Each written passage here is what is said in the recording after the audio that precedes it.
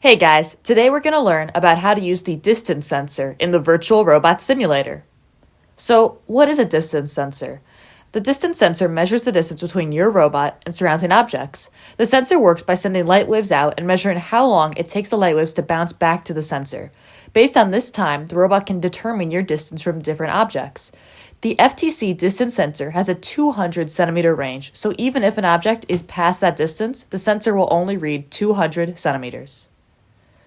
So when moving without a distance sensor, you can only really move for time or distance using encoders. The example code here shows some movement for time, but with a distance sensor, you can move until your robot is a certain distance away on the field from an object or to a wall. This can be very useful for locating objects or making sure you're the correct position on the field. In this example, I used the distance sensor to move forward until the robot had a distance to the wall of 5 centimeters. Clearly, the distance sensor can be very useful for field navigation. Okay, let's go into the virtual robot simulator and program some code using the distance sensor. So the first thing I'm going to do is get rid of this pop-up. And then I'm going to adjust the camera angle to make it more clear how we're using the distance sensor. I'm going to go to position 1, which is a bird's eye view of the field.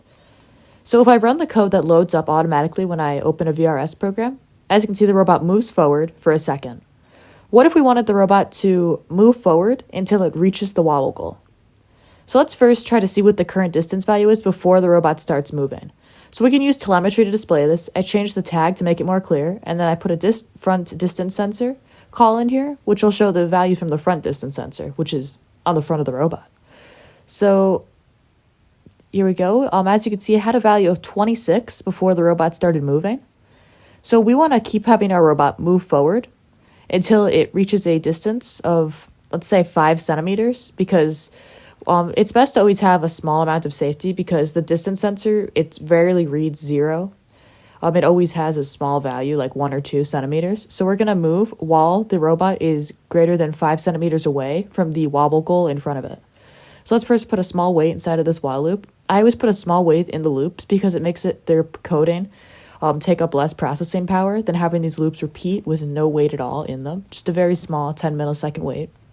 So now while the distance reading by the front distance sensor in front of the robot where the wobble goal is greater than,